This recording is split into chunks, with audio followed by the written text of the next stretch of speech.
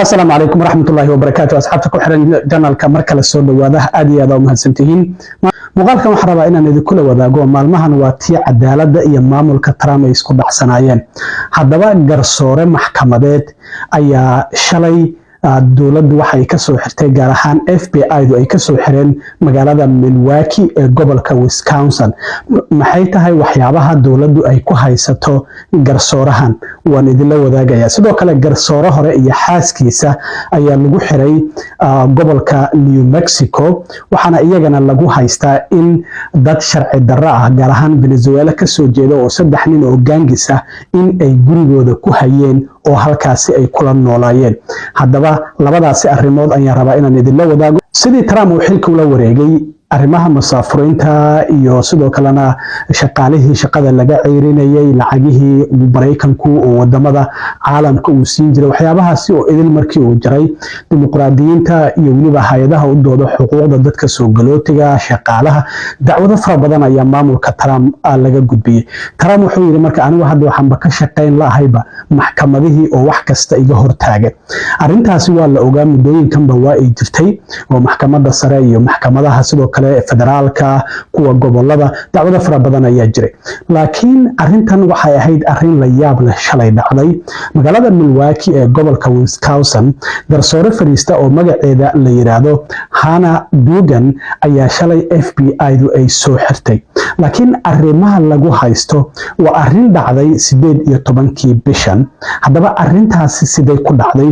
sababtay in garsoorahan la soo xiro horta tan agaasimaha F.B.I da ninka la yiraahdo Cash Patel waxa uu yiri waxa aan u soo xirnay garsoorahan in ay gacan ku siisay qof soo galooti sharci darro ah oo waliba wadanka dambi ka galay in uu ka baxsado ciidamada doonaya inay xiraan darteed ayaan ay ku caawisay sida darteed ayaan u soo xirnay haddaba arintan marka arintan qaabkii ay u dhacday oo maxkamadda ay uga dhacday ayaan rabaa inaan idinla wadaago wasiirka cadaalada Ban Bondi ayaa arintaasi faahfaahisay wasiirka cadaalada waxa ay tiri waxa arintan ay dhacday 18 bishan aynu ku jirno ayaa saraakiil ka tirsan F.B.I da ciidamo ka tirsan iyo ICE iyo waliba DAAWO da waxa ay tageen maxkamadda nin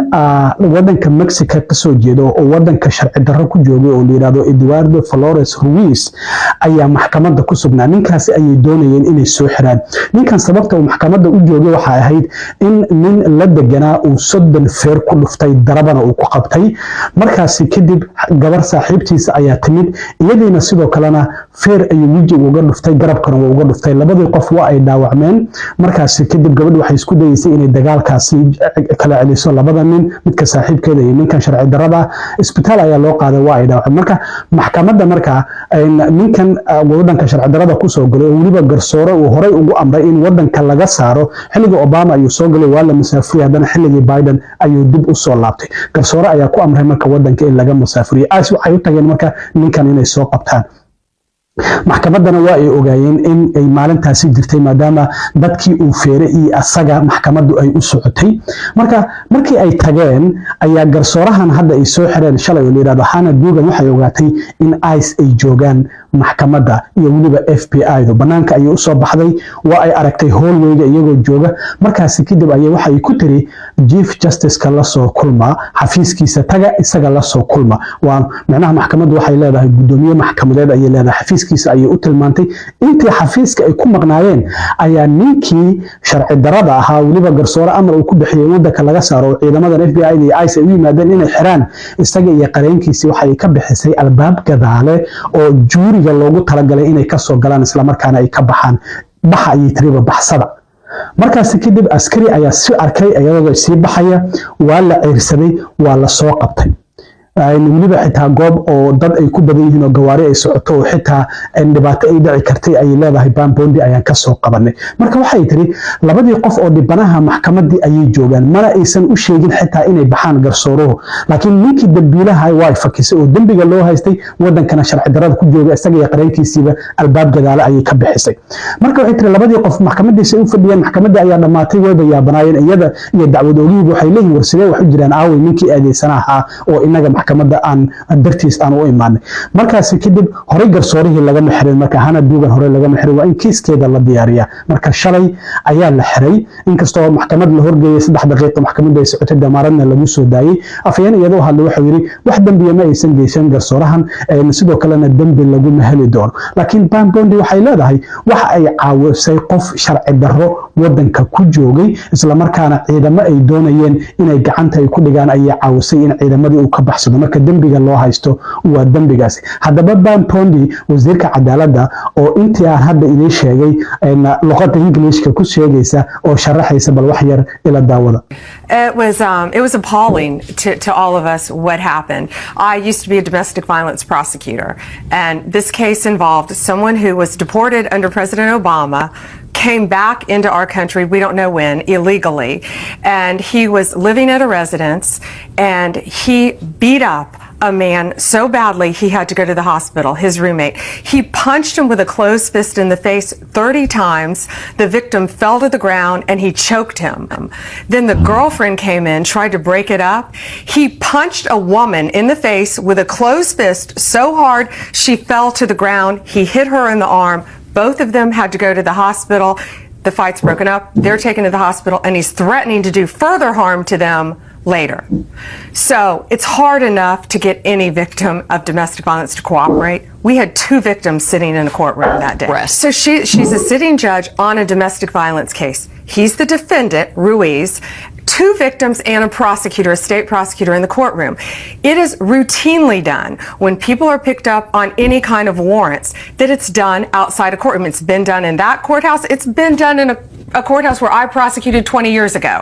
The reason? Because you know, executing a warrant is one of the most dangerous things law enforcement officers can do. You never know what you're going to encounter behind that door, what kind of weapons, with any defendant. So the safest place to do it is if you know they're going to be in a courthouse because they've gone through security. You know a defendant isn't armed. It's a sterile daytime situation. It's routinely done in courthouses, any kind of warrants. So the ICE team was there, DEA, FBI, ICE team. They're outside the courtroom. They're in the courthouse. The judge finds out that they're there to arrest him. And the way he got on the radar, of course, is he got arrested. He beat up these people. So she knew they were there. They were outside. She comes outside the courtroom and is visibly angry, yelling, raising her voice to them. She directs them to go see the chief judge. So while they do that, she goes back in the courtroom,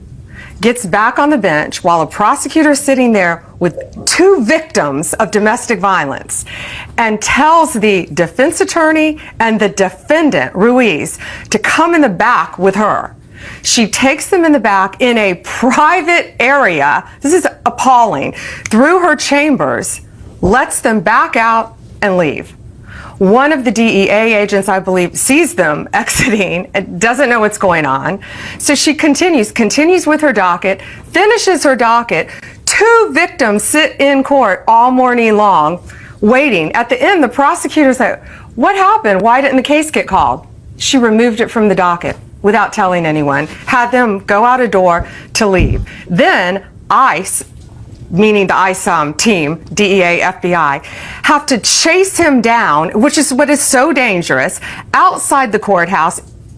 by an intersection. Pedestrians could have been killed. He could have been hurt. They could have been hurt. They catch him, take him into custody. Those are the facts of the case. taasina waxay ahayd wasiirka cadaalada Bondi oo sharaxaysay kiiska lagu soo xiray garsoorahan hana duugan waxa uu yahay oo ah inay caawisay qof wadanka sharci darro ku joogay oo waliba wadanka dambi ka galay oo ciidamadaasi ay doonayeen in ay xiraan in gacan ay ku siisay in ciidamadii uu ka baxsado walow isageena la soo qabtay iyadana la xiray laakiin hadda damaanada lagu soo daayay aqalka cad ayaa sidoo kale waxa ay yiraahdeen waxa soo dhamaaday ay yiraahdeen maalmihii dadka sharci darrada ah wadankeena duulaanka ay ku soo qaadayeen maamulka Taraamka waxa uu dhaqan gelinayaa sharciyada immigrationka sidoo kale ninka Taraamka uu xil saaray arrimaha xadka iyo masaafurinta Tom Homan waxa uu yiri qof kasta oo isku daya in uu gabaad siiyo helayo qof garsoore uu ku amray in wadanka uu ka saaro laga saaro oo sharci darro ah ama wadanka dambi ka geystay isagana waa la xiri doonaa ayuu sidoo kale yiri waxa jirta sidoo kale garsoore hore oo isaguna gobolka New Mexico garsoore ka ahaan jiray ayaa habeennimadii Khamiista isaga iyo xaaskiisa waxa lagu xiray magaalada la yiraahdo Dana oo ku taala gobolka New Mexico garsoorahan waxa la yiraahdo Joel Luis Cano iyo xaaskiisa Nancy ayaa la xiray sababta loo xirayna waxay tahay iyaguna waxa ay gurigooda ku hayeen oo kula noolaa saddex qofood oo wadanka sharci darro ku joogtay oo wadanka Venezuela ka soo jeeda oo mid kamid ah lagu sheegay Christian Ortega Lopez oo lagu helay in hubsi sharci darro ah uu ku haystay mar hore baaritaan ay ku wadeen dawladdu ay ku waday gaar ahaan wasaaradda amniga gudaha marka wasiirka cadaaladda Bambondi mar kale waxa ay tiri waxaan arintan ay tahay qofkan oo kale dadkan oo kale waa dadka aan u baahannahay in wadanka laga saaro iyagana sidoo kale damaarad ayaa lagu soo daayay laakiin waxa lagu eedeynayaa in cadeyn dawladdu ay doonaysay in gacanta ay ku dhigto ay iyagu faragelin ay ku sameeyeen baaritaan ay dawladdu waday sharci darro waliba kooxo gangis lagu eedeynayo Venezuela kooxaha TBA-da Trente de Aragao la yiraahdo ay raggan saddexda oo gurigooda kula noolaa ay ka tirsanayeen ayaa la leeyahay iyagana sidoo kalena waa la qabtay xaaskiisa iyo waliba isagana garsoorahan hore gacanta ayaa lagu soo dhigay oo dawladdu waa ay xirtay marka arrimahan hadda dagaalka u dhaxeeya cadaaladda iyo maamulka Trump bilow ayuu u muuqdaa isagoo Trump uu leeyahay carqalad ayayba nagu yihiin maxkamaduhu oo howlaheena ayaan ka wadi laanaa waxyaabaha kale ay soo kordha haddii alla idmo waa idila soo socodsiin doonaa aad iyo aad u mahadsantihiin asxaabta intaan mar kale kulmi doona saaxiibtiin cilmi waaro idinla sida iyo nabadgelyo